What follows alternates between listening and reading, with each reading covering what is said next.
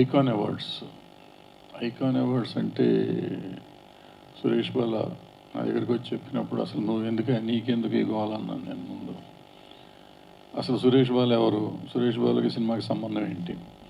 ఇతను నాగబాల అని ఒక సీరియల్ తీసి అప్పట్లో తెలుగు వాళ్ళ ప్రేక్షకులందరినీ అలరించి ఆ సీరియల్ చూడకపోతే చచ్చిపోతామో అనే లెవెల్కి తీసుకెళ్ళాడు ప్రజల్ని.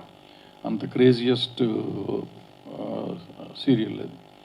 ఆ తర్వాత వచ్చి సాయిబాబాకి కథ కూడా రాశాడు, రాఘవేంద్రరావు గారు తీసిన సాయిబాబాకి. అట్లా సినిమాతో సంబంధం ఉంది. సినిమా 13 నంది అవార్డులు తీసుకున్నాడు. ఇదన్నీ కాకుండా టీవీ కోసం ఇప్పుడు టీవీ యూనియన్ పెట్టాడు, ఫెడరేషన్ స్టార్ట్ చేశాడు. ఫెడరేషన్ స్టార్ట్ చేసినప్పుడు నేను సినిమా ఇండస్ట్రీకి ఉన్న ఫెడరేషన్కి నేను ప్రెసిడెంట్గా ఉండేవాడిని, ఇక్కడ ఛాంబర్లో ఇక్కడ ఉండేవాడిని. ఈయన వచ్చి నేను చేస్తానంటే మాకు పోటీ కదా, వీడెవడే బాబు మాకు పోటీ పెడతాడు, వీడు వచ్చి లేని పని పెంట పెడుతున్నాడు అనుకునేవాడిని నేను.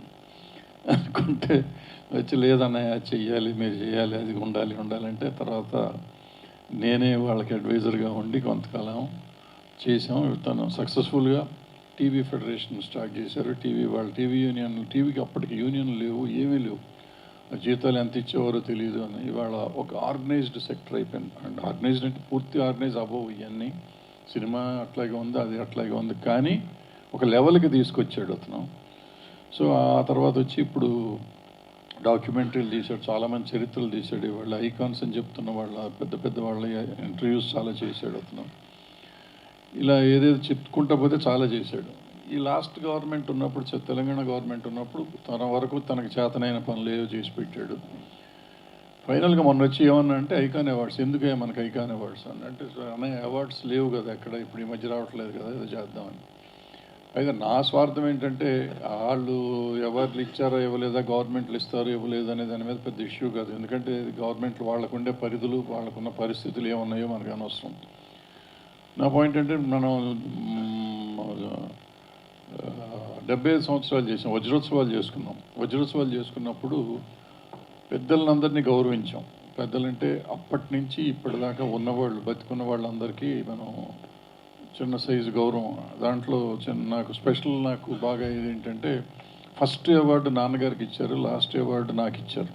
అంటే ఆ జనరేషన్ నుంచి ఈ జనరేషన్ దాకా ఉన్న వాళ్ళ దగ్గర 200-300 ఇచ్చాం కదా, దగ్గర 200 మందికి అవార్డ్స్ ఇచ్చాం. దాంట్లో అంటే గుర్తించాము, అవార్డులు కాదు, గుర్తింపు.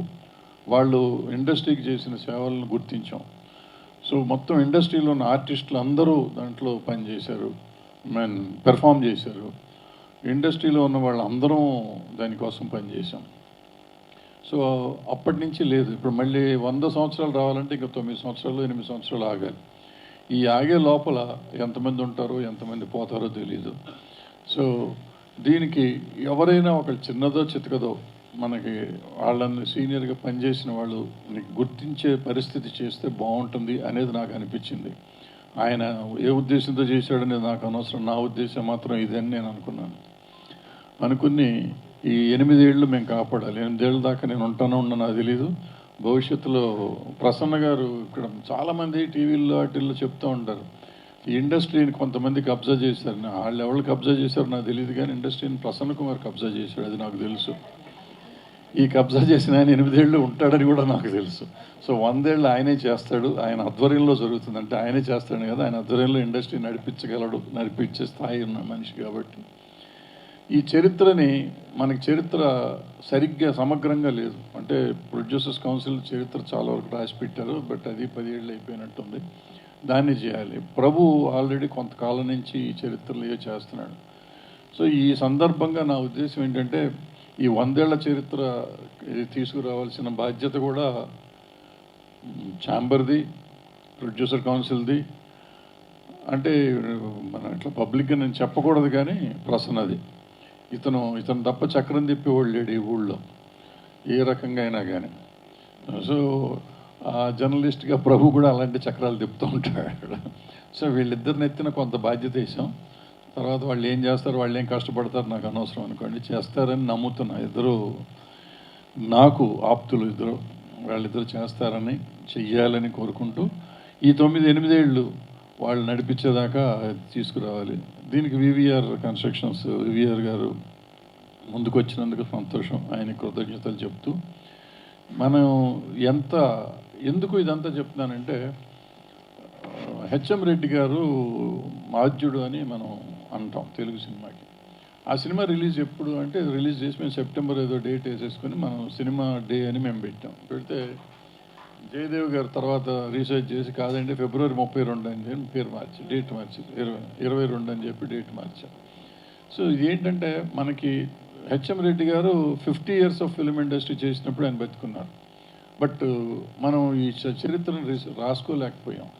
సో నేను ఇప్పటికైనా అడిగేది ఏంటంటే మిత్రులు, జర్నలిస్ట్ మిత్రులను కానీ, ప్రభు గారిని కానీ అందరినీ అడిగేది ఏంటంటే, ప్రసన్న గారిని కూడా, ఈ సినిమా ఇండస్ట్రీ చరిత్ర అంతా సమగ్రంగా తయారు చేయాల్సిన బాధ్యత ఉంది. దీన్ని రికార్డ్ చేసి ఎట్లాగే వాళ్ళ టెక్నాలజీ వచ్చేసిందిగా టెక్నాలజీ మన సోషల్ మీడియాలో పెట్టాల్సిందిగా, వీలైతే పుస్తకం వచ్చేయటానికి డబ్బులు ఎక్కువ అవుతాయి అనుకుంటే దీనికన్నా సోషల్ మీడియాలో పెట్టాలని కోరుకుంటూ, ఈ అవార్డులు నాగబాల సురేష్ గారు, వివిఆర్ గారు ఈ 8 ఏళ్ళు కంటిన్యూ చేస్తే అప్పటిదాకా సినిమా ఇండస్ట్రీ రోజు చేయమంటే చేయరు. ఎందుకంటే ఛాంబర్కిను ప్రొడ్యూసర్ కౌన్సిల్కి ఉండే సమస్యలు చాలా ఉన్నాయి దీంట్లో కాదు.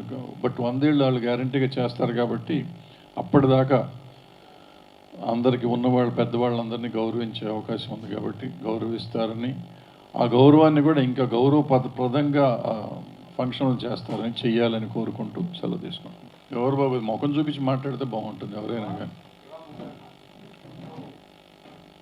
Face please. Shiva the great. Award ఫంక్షన్లు గొడవ అవ్వట్లేదు తండ్రి. ఎక్కడవుతుందో నాకు తెలీదు, ఎవరికి గొడవ అవుతుందో తెలియదు, ఎప్పుడు గొడవ అయిందో కూడా నాకు తెలియదు. ఎందుకంటే ఈ అవార్డులు మేము ఐకాన్ అవార్డులు అంటున్నాం. నువ్వు ఐకాన్ అవ్వలేవు ఇప్పుడు, అప్పుడే ఇంకొక 20 ఏళ్ళు ఉంది నీకు టైము, అప్పుడు నీ సంగతి చూద్దాం. అది కాదు. కానీ ఇప్పుడు ఏంటంటే ఏ అవార్డులు అయినా కానీ ఇక్కడ సమస్య ఏంటంటే మనం ఒక జ్యూరీని పెడతాం. మనం అంటే మనం కాదు, గవర్నమెంట్ అయినా ఇంకోళ్ళైనా నేషనల్ అవార్డ్స్ అయినా కానీ, ఈవెన్ ఫిలింఫేర్లు అని మీరు చెప్పి గొప్పగా ఉన్న ఫిలింఫేర్లు అయినా కానీ, వీటన్నిటికీ జ్యూరీని పెట్టినప్పుడు ఆ జ్యూరీ స్టేట్ ఆఫ్ మైండ్ ఎట్లా ఉంటే అట్లా అవార్డ్స్ వస్తాయి. నాకు నచ్చిన సినిమా మీకు నచ్చిన సినిమాకి అవార్డు రావాలి అనుకుంటే రాకపోవచ్చు. నేను చాలాసార్లు నాకు రాలేదని నేను చాలా బాధపడ్డ రోజులు చాలా ఉన్నాయి. బట్ ఏంటంటే మనకి వయసు అయిపోయినాక ఇప్పుడు అర్థమవుతుంది ఎందుకు ఇవ్వాలి. నేను చైర్మన్ చేసినప్పుడు నన్ను డైరెక్ట్గా ఒక ప్రొడ్యూసర్ గారు వచ్చి అడిగారు, నిజంగా చాలా గొప్ప సినిమా తీశాడు ఆయన, నాకు ఎందుకు ఇవ్వరండి మీరు అని అడిగాడు. ఎందుకు ఇవ్వరంటే జ్యూరీకి వచ్చేటప్పుడు జ్యూరీలో ఒక గైడ్ లైన్స్ కొన్ని ఉంటాయి. ఆ గైడ్ లైన్ ప్రకారం కొన్ని సినిమాలకు మేము ఇవ్వకూడదు, కొన్ని సినిమాలకి ఇవ్వచ్చు, కొన్నిటికి వేరే ఉంటాయి. ప్లస్ మెజారిటీ ఉంటుంది, జ్యూరీలో మెజారిటీ ఉంటుంది, వాళ్ళ మైండ్ స్టేటస్ ఉంటుంది, దాన్ని బట్టి ఉంటాయి. అందుకని వాళ్ళు వచ్చిన అవార్డులు అన్నీ తప్పు అవ్వవు, అన్నీ రైట్ అవ్వవు. రైట్ అయినా ఇప్పుడు మనం ఎట్లా తీసుకోవాలంటే, ఇది సినిమా ఇండస్ట్రీని ఒక ఫ్యామిలీ అంటాం. నిజంగా ఫ్యామిలీయా కాదు కానీ మనం అంతా ఒక పని చేస్తున్నాం కాబట్టి ఒక ఫ్యామిలీయే.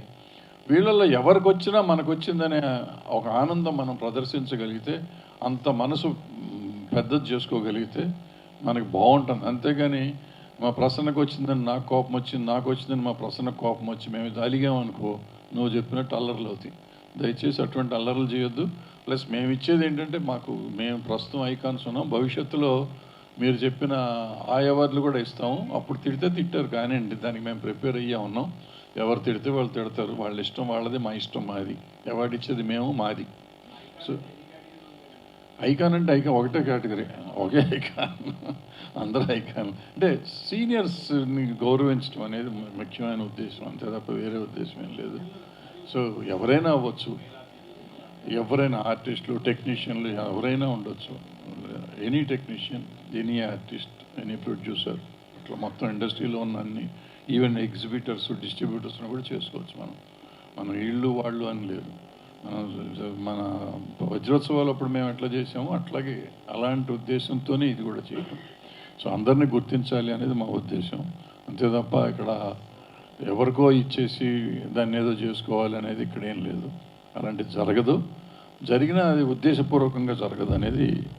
శివగారు, మీరు ప్రశ్నడికి అక్కడ సొల్లుగోలు చెప్పకూడదు సార్, వింటూ ఉండాలి సార్ అని మీరు అనుకుంటున్నారు సార్. మేము అనుకోవట్లేదు సార్, మేము చాలా హ్యాపీగా ఉన్నాం, బ్రహ్మాండంగా చేసి సార్. మేము చేసిన ఫంక్షను మీ భారతదేశ చరిత్రలో కానీ ఏ దేశ చరిత్రలో కానీ అంత గొప్ప ఫంక్షన్ చేశారు. ఒకళ్ళిద్దరు సంఘటనలు జరిగి ఉంటాయి, జరగలేదని నేను అంటున్నాను. ఆ సంఘటనలు పెద్ద ఇష్యూ కాదు. మనం బ్రహ్మాండంగా చేసిన దాన్ని ఒక్క చిన్న పొరపాటు జరిగితే ఆ పొరపాటుని గురించే ఎక్కువ మనం పెంచడం అనేది కరెక్ట్ కాదు. అలాంటిది జరిగి ఉంటుంది, అప్పుడు జరిగిపోయింది, మర్చిపోయారు కూడా అందరూ. మళ్ళీ వాటిని కెలికి అనవసరంగా దాన్ని మనం పుండు చేసుకోవటం అనవసరం. అదేంటి ఆరిపోయిన గాయాన్ని పెద్ద గాయం చేయొద్దు దయచేసి. Thank you very much.